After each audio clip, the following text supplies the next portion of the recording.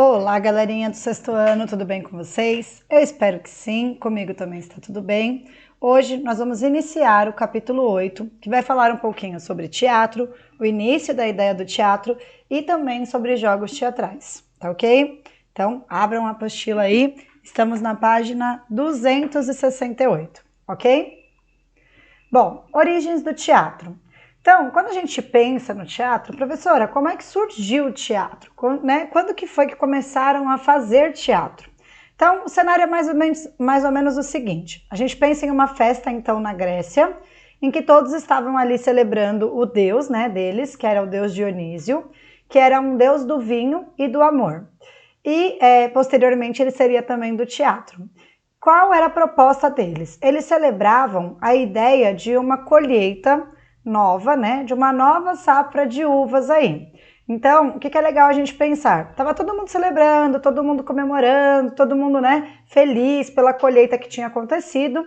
E aí o que acontecia? O coro cantava, os músicos tocavam e todos dançavam. De repente, Tepsis, diretor da procissão, sobe em um tablado, coloca uma máscara com cachos de uva e passa a agir como se ele próprio fosse o Dionísio. Então ele passa naquele momento a representar o Dionísio. O público presente, apesar de se estranhar isso inicialmente, por nunca ter visto alguém representando um deus, compreende a ideia de Tepsis e aí começa então a celebração, com a ideia da presença do Dionísio por meio de Tepsis, tá? Tepsis. Então, o que é legal a gente pensar aí? Essa foi a primeira ideia de quando surgiu um ator. Então, ele coloca a máscara e ele passa a ser o deus a partir dessa colocação dessa máscara, tá? E aí as pessoas começam a compreender, olha que legal, ele pode fazer como se ele fosse o deus e assim por diante. Então, ele fala aí, nascia naquele momento a profissão do ator. Ou seja, vocês conseguiram imaginar essa cena aí? Ela conta, que a história do primeiro ator do teatro ocidental no mundo e da mesma época em que se iniciava a própria arte do teatro, ocorreu aí por volta do século VI a.C., na Grécia Antiga. O teatro grego, ele costumava contar história então sobre deuses imortais e ele trazia reflexões filosóficas e também lições de vidas aí para quem assistia aos espetáculos. Geralmente eram histórias com morais, eram histórias que contavam a realidade deles, então de que maneira que eles poderiam interpretar essa realidade diferente e assim por diante. Os atores, no início do teatro, eles utilizavam máscaras. Então, se vocês quiserem grifar aí na apostila de vocês, pode grifar, tá? As máscaras, elas eram feitas, para expressar os sentimentos e as características dos personagens. Então, por exemplo, o deus Dionísio, ele era cheio de cachinho de uva aí do lado. Então, ele foi representado com essa mesma proposta, tá? Isso ocorria, ao uso da máscara, por dois motivos. Primeiro, porque os teatros eles eram grandes, então eles eram uma arena a céu aberto, e isso fazia com que as pessoas que utilizassem a máscara, que estavam bem distante então do público, pudessem entender quais eram as expressões dos atores. Então, se o ator estava sorrindo, se o ator estava triste, se o ator estava chorando e assim por diante.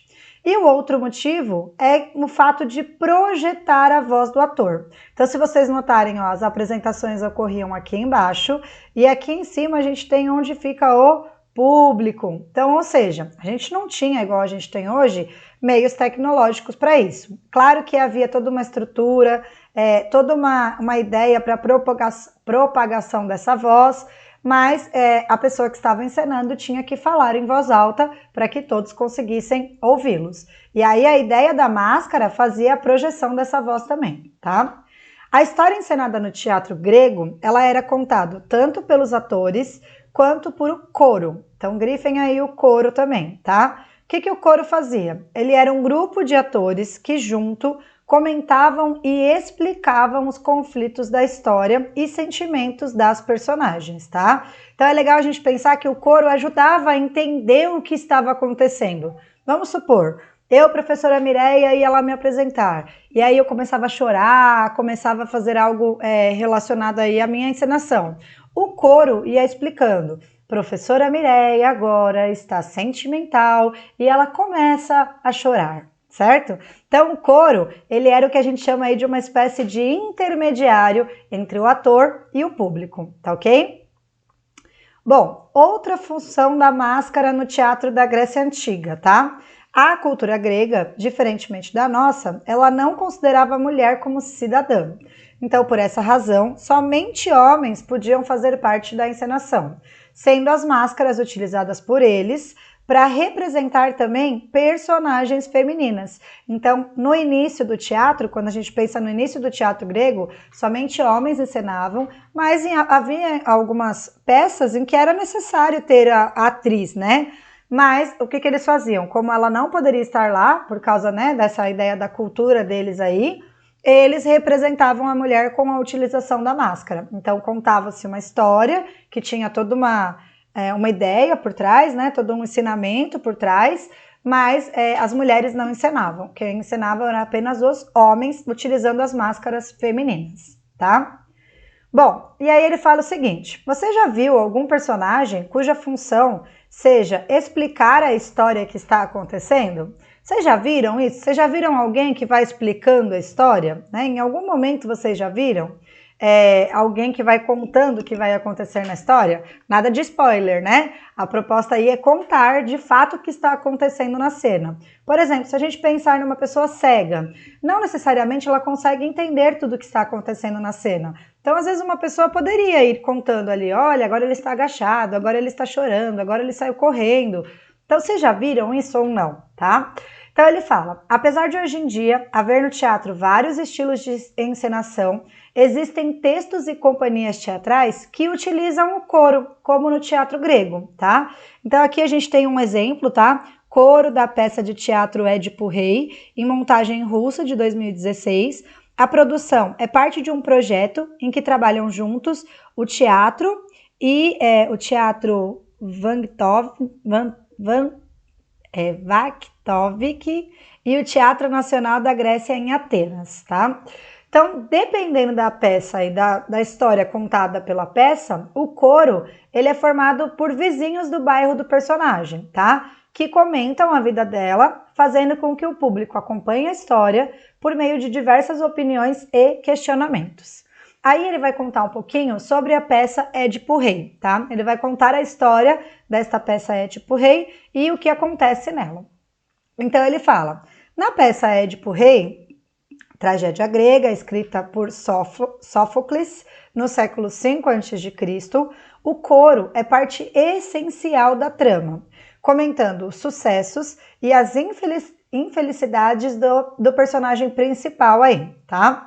Na história, Édipo, ele ainda é abandonado quando bebê, com os pés amarrados e condenado a morrer ao relento. Porém, um pastor o resgata, né? E ele é criado pelo rei de uma cidade vizinha, que é o Corinto, tá? Quando ele cresce, Édipo consulta o oráculo de Delfos, que é o local em que eram feitas as previsões para o futuro, para saber sobre a sua própria origem, e ele descobre que ele está predestinado a matar o seu pai e a casar com a sua própria mãe. E aí ele fica desesperado. Como assim? Eu vou matar o meu próprio pai e eu vou casar com a minha própria mãe? Então, horrorizado, ele quer fugir deste destino, né? E Édipo vai embora da cidade para bem longe. Porém, no meio do caminho ele encontra um viajante com quem ele tem uma forte briga e ele acaba por matar essa pessoa que ele encontrou no meio do caminho. Em seguida, ele chega então à cidade de Tebas, onde ele é desafiado pela temida esfinge que irá matá-lo caso ele não responda ao seu enigma, tá? Só que aí ele consegue responder este enigma. Então, Édipo responde corretamente o desafio da esfinge e com isso ele consegue se livrar da morte. E também, para livrar a cidade de muitos perigos, como recompensa, ele é recebido como um herói e casa-se com a rainha Jocasta, com quem ele tem filhos. A tragédia do qual Édipo tentou fugir se completa quando ele descobre que, na verdade, Jocasta era sua mãe e um viajante que ele havia matado era o seu pai, Laio. Então, o coro comenta com a plateia o triste fim de Édipo, tá? O que é legal a gente pensar? Que este cenário aí conta uma história muito trágica, que ele tenta fugir dessa história, mas ele não consegue, tá? E aí o coro comenta: Édipo conseguiu vencer o desafio da esfinge, livrando-se da morte. Foi aclamado rei da cidade de Tebas e recebendo honrarias. Tornou-se senhor de uma fortuna e do que lhe parecia ser uma completa felicidade.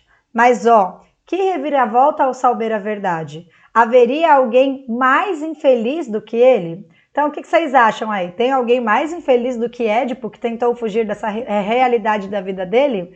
Então, quando a gente pensa na história de Édipo, é uma das histórias que eram contadas lá no teatro grego, tá?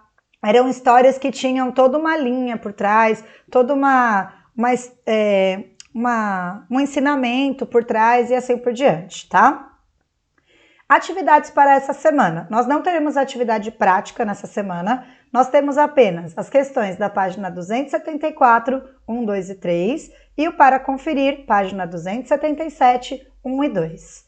Pessoal, um beijo no coração, espero que vocês façam as nossas atividades para que a gente não tenha problema lá no chat na hora da correção, tá ok? Beijo, beijo e até a nossa próxima videoaula.